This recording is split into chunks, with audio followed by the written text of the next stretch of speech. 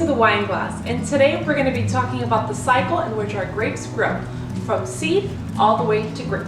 So let's go ahead and get right into it and start talking about our winter pruning. So winter pruning takes place between January and March, and during this time our pruners will start to cut back the growth from last year and to make room for the growth for this year. And then from there we go on to our spring bud break. Spring bud break takes place during April and May, and essentially what happens is that the sap starts coming up from the roots to the top of the vines, and that starts to bring out the first signs of new growth, and you have these little tiny buds. Now these buds are very delicate, and during this time you'll have a lot of spring hailstorms, so we have to be very careful that they're not destroyed, because if they do, it does delay the harvest season and it tends to remove some of the ripeness in the wines. So now that we have our buds, let's go ahead and move on to our spring flowering. Spring flowering does tend to take place during May, and if the buds survive, then they start to grow out shoots and flowers.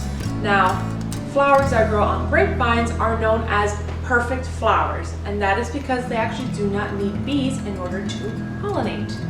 Now that we have our flowers, let's move on to the next stage, which is our summer berry growth, and that takes place between June and July. And at this point, the grapes tend to just stay green until the end of the summer, and where our veraison happens. So veraison happens in August, and this is when the grapes turn from green to red.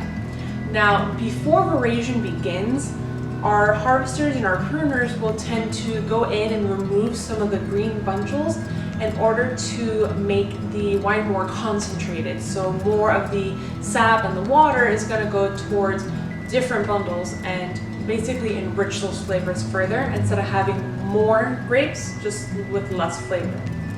So now that we have our grapes and they're starting to turn red, it becomes the most exciting time of year, fall harvest. And fall harvest tends to take place towards the end of August and all of September.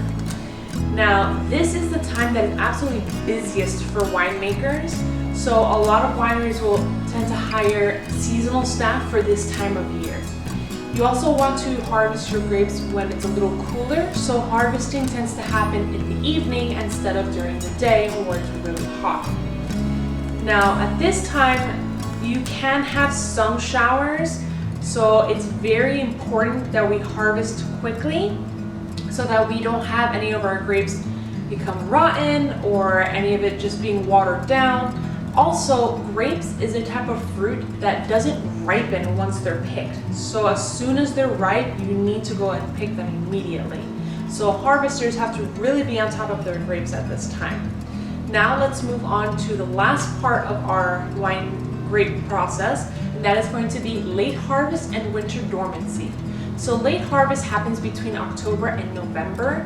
What winemakers will do is that they will leave some of the grapes on the vine in order to raisinate and become a late harvest sweet dessert wine. The sugar content will be a lot stronger, it'll be a lot more ripe, and it'll be a lot sweeter. Now, what happens is that during this time, you do run the risk of freezing and frost, which can cause some form of rottening and just kind of decay on the grapes. So once again, you have to be very careful with, maintaining your grapes. And then for winter dormancy, this takes place from November till January. And at this time, all the grapes have been harvested, the leaves start to fall off the vines, and then the vines will start going into dormancy in order to survive the winter. That way they're all ready for the next season. And this is the cycle that happens every single year. So this is something that winemakers will experience every single year, and it's a very exciting process. I actually went to California back in 2019 in June, and I could actually see the berries starting to come out. Some of them were very tiny, some of them were already starting to get kind of big, and it was very exciting to go ahead and see a part of the process in order to make these wines. So I hope you guys liked this video. If you did, please like, comment, and subscribe.